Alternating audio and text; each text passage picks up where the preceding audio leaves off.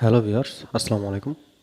আমরা গতদিন কোর্স প্ল্যানটা দেখেছিলাম। আজকে যেটা করব আমাদের পিন্টারেস্ট মার্কেটিং এর পিন্টারেস্ট মার্কেটিংটা কি এইটা সম্পর্কে আমরা জানব। তো প্রথমে বলে রাখি, পিন্টারেস্ট তো একটা সোশ্যাল মিডিয়া, এটা আমরা সবাই জানি, যেটা প্রতিষ্ঠিত হয়েছিল 2009 সালে। তো আমরা প্রথমত জানব পিন্টারেস্ট আসলে কি, সোশ্যাল মিডিয়া, কিন্তু কোন ধরনের সোশ্যাল মিডিয়া এটা আমরা আগে জানব। তো আজ থেকে প্রায় 13 বছর আগে, অর্থাৎ 2009 সালে পিন্টারেস্ট প্রতিষ্ঠিত হয়। আর 13 বছরের ভিতরে বেশ একটা জায়ান্ট সোশ্যাল মিডিয়া হয়ে উঠেছে ধীরে ধীরে, এবং এটা আরও জনপ্রিয় হয়ে উঠছে সকলের মাঝে। তো এখান থেকে আমরা একটা কাজ করি, সেটা হচ্ছে কিছু পয়েন্ট এখানে উল্লেখ আছে, পয়েন্টগুলো একটু এলোমেলোভাবে সাজানো, আমি প্রত্যেকটা পয়েন্টের ব্যাখ্যা দেব। তো পিন্টারেস্ট মার্কেটিং এটার সংজ্ঞা দেওয়ার আগে আমরা যদি পিন্টারেস্টের সংজ্ঞাটা দিই। পিন্টারেস্ট কোন ধরনের সোশ্যাল মিডিয়া? পিন্টারেস্ট হচ্ছে ইমেজ শেয়ারিং সোশ্যাল মিডিয়া, অর্থাৎ যে সোশ্যাল মিডিয়াতে আপনি ইমেজ শেয়ার করতে পারেন। সাম্প্রতিক সময় আপনি ভিডিও আপলোডও করতে পারেন, কিন্তু আপনি ইউটিউব বা ফেসবুকের মতো টপ রেটেড ভিডিও দেওয়ার জন্য এই সোশ্যাল মিডিয়া না। সাধারণত কিছু শর্ট ভিডিও দেওয়ার জন্য বা বেশিরভাগ ক্ষেত্রে আমরা বিভিন্ন ধরনের ইমেজ ব্যবহার করে থাকি এই সোশ্যাল মিডিয়াতে। এজন্য আমরা বলি পিন্টারেস্ট হলো ইমেজ শেয়ারিং সোশ্যাল মিডিয়া। তো মার্কেটিং কথাটা এবার নিয়ে আসি। পিন্টারেস্ট সম্পর্কে তো জানলাম, এবার মার্কেটিং কথাটা যদি আমরা বলি, তো মার্কেটিং কথাটা আসলে কিসের সাথে জড়িত বা কখন আমরা ব্যবহার করি? যখন আমরা আমাদের প্রোডাক্টগুলো সেল করি, প্রোডাক্টগুলো প্রমোশন করি, প্রোডাক্টগুলো কাস্টমারদের কাছে নিয়ে যাই বিক্রি করার জন্য, অর্থাৎ নিজের কোম্পানি সম্পর্কে যখন কাউকে অবহিত করি, সেটাই হচ্ছে মার্কেটিং। তো পিন্টারেস্টে আমরা কিভাবে মার্কেটিং করব বা কিভাবে আমরা পিন্টারেস্ট মার্কেটিং করব, সেটা হচ্ছে, বা কী উদ্দেশ্যে আমরা পিন্টারেস্ট মার্কেটিংটা করতে পারি, কী কী উদ্দেশ্যে পিন্টারেস্টকে আমরা আমাদের মার্কেটিং পারপাস হিসেবে ব্যবহার করতে পারি। একটা হচ্ছে রিচ টু নিউ কাস্টমার, অর্থাৎ পিন্টারেস্টে আমরা আমাদের প্রোডাক্টগুলোর বা আমাদের কোম্পানিগুলো সম্পর্কে যে নতুন কাস্টমারগুলো আছে সেগুলো কাছে আমরা যেতে পারি খুব সহজেই। আর পিন্টারেস্ট তো একটা বলতে গেলে ইউরোপিয়ান বেসড সোশ্যাল মিডিয়া, যদিও এটা ওয়ার্ল্ড ওয়াইড, তবে মেজরিটি পার্সেন্ট ট্রাফিক হচ্ছে ইউরোপিয়ান কান্ট্রিগুলোর। একটা স্ট্যাটিস্টিক্স আমরা একটু পরেই দেখব। তারপর পয়েন্টটা হচ্ছে grow brand and product awareness, অর্থাৎ আমাদের প্রোডাক্ট এবং যে ব্র্যান্ড, কোম্পানির ব্র্যান্ড, সেটার সম্পর্কে অবহিত করার জন্য আমরা পিন্টারেস্টকে বেছে নিতে পারি। অবশ্যই সেটা অবহিত করব আমাদের ইমেজগুলোর মাধ্যমে, যেগুলো আমরা পিন্টারেস্টে শেয়ার করব। ইনক্রিজ সেলস, হ্যাঁ অবশ্যই, আমি যদি আমার কোম্পানির প্রমোশন করি বা আমার প্রোডাক্টগুলোর প্রমোশন করি, তাহলে অবশ্যই আমার প্রোডাক্টগুলোর বিক্রির হারটা বেড়ে যাবে। ইনক্রিজ ব্র্যান্ড ভিজিবিলিটি, আমি আমার ব্র্যান্ড সম্পর্কে সবাইকে জানাচ্ছি, তো এভাবেই একসময় আমার ব্র্যান্ডের যে বিষয়টা সেটা সবাই জেনে যাবে, সেক্ষেত্রে আমার কোম্পানি অবশ্যই একটা প্রফিট হবে।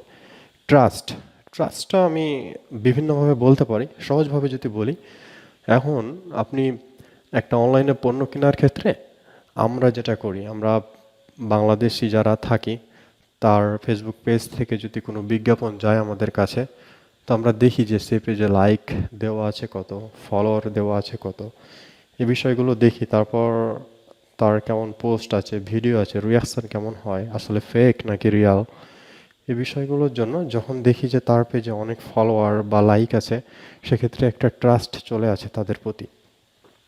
তো সেটার জন্য হলেও পিন্টারেস্ট আমাদের একটা গুরুত্বপূর্ণ ভূমিকা রাখে, কারণ যেহেতু বেশিরভাগ কান্ট্রি হচ্ছে ইউরোপিয়ান কান্ট্রিগুলো, সেক্ষেত্রে ট্রাস্টের বিষয়টা চলে আসে। Friendly and easy for conversion, অর্থাৎ পিন্টারেস্টে একটা প্রোডাক্ট যখন কেউ দেখবে বা আপনার ইমেজের মাধ্যমে আপনি যখন প্রোডাক্টটা প্রমোট করবে, খুব সহজেই সে কিন্তু আপনার ওয়েবসাইটে গিয়ে সেটা কিনতে পারে। এজন্য আমরা এটাকে বলি ফ্রেন্ডলি বা ইজি ফর কনভার্সন। আমরা যদি আসলে স্ট্যাটিস্টিক্স যেটা পরিসংখ্যানগত অঙ্কগুলো যদি একটু দেখি, সংখ্যাগুলো দেখি, আসলে সংখ্যায় কথা বলে আমরা কেন পিন্টারেস্টটা বেছে নিচ্ছি মার্কেটিং করার জন্য। তো টোটাল 33 মিলিয়ন অ্যাক্টিভ ইউজার্স পিন্টারেস্টে আছে। আর 2022 সালে এই পর্যন্ত প্রায় 235 মিলিয়ন অ্যাক্টিভ ইউজার্স আছে, যেটা আপনারা এখানে দেখতে পাচ্ছেন। অর্থাৎ এমন একটা সোশ্যাল মিডিয়া যেটা হচ্ছে পিন্টারেস্ট ব্যবহার করে অ্যাক্টিভ ইউজার্স মানে লগ ইন ইউজার্স মোটামুটি আছে 433 মিলিয়ন। আর 2022 সালে শুধু এই পর্যন্ত অর্থাৎ জুলাই মাস পর্যন্ত আছে 235 মিলিয়ন। তো বুঝতে পারছেন এটা অনেক বড় অডিয়েন্সের একটা সোশ্যাল মিডিয়া। তো এখানে কান্ট্রি ভিত্তিক কিছু আহ, দেওয়া আছে, যেমন ইউএসএ থেকে, অর্থাৎ 2022 সালের এই 235 মিলিয়নের ভিতরে শুধুমাত্র ইউএসএ থেকে প্রায় 88.6 মিলিয়ন ট্রাফিক পিন্টারেস্ট ব্যবহার করছে। আর আমাদের ফাইবার আপওয়ার্কে বেশিরভাগ ক্লায়েন্টগুলো থাকে আমি দেখেছি ইউএসএর বেশিরভাগ। তো এই ক্ষেত্রে পিন্টারেস্টে আপনার একটা সম্ভাবনা থাকে পিন্টারেস্ট নিয়ে কাজ করে খুব দ্রুত একটা ইনকাম করার বিষয়টা, যদিও এটা একটু ডিফিকাল্ট।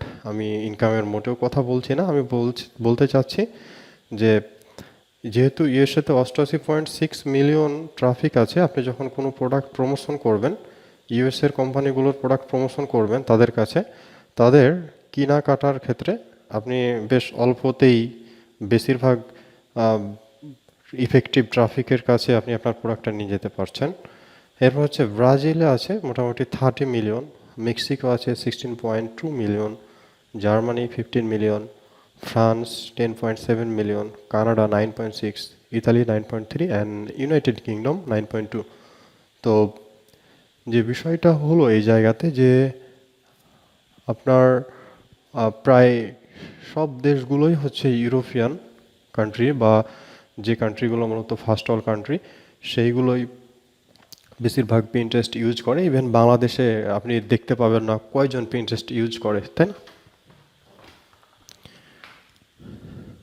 ওকে, তো কথা বলছিলাম পিন্টারেস্ট মার্কেটিং নিয়ে। তো পিন্টারেস্ট মার্কেটিংটা তাহলে কি হলো, যে এমন একটা সোশ্যাল মিডিয়া, পিন্টারেস্ট হচ্ছে ইমেজ শেয়ারিং সোশ্যাল মিডিয়া, যখন আমরা এটাকে আমাদের মার্কেটিং পারপাসে ব্যবহার করি তখনই মূলত পিন্টারেস্ট মার্কেটিং কথাটা চলে আসে, যেখানে আমরা আমাদের প্রোডাক্টের ব্র্যান্ড অ্যাওয়ারনেস বাড়াতে পারি, ট্রাস্ট বাড়াতে পারি, কনভার্সনটা বাড়াতে পারি। ঠিক আছে না এই বিষয়গুলো? তো আজকের ক্লাসটা এই পর্যন্তই। আমরা নেক্সট ক্লাসে দেখব পিন্টারেস্ট বিজনেস অ্যাকাউন্ট আর পিন্টারেস্ট পার্সোনাল অ্যাকাউন্টের পার্থক্যটা। তো পরবর্তী ভিডিওতে দেখা হবে। ধন্যবাদ সবাইকে, ভালো থাকবেন সবাই।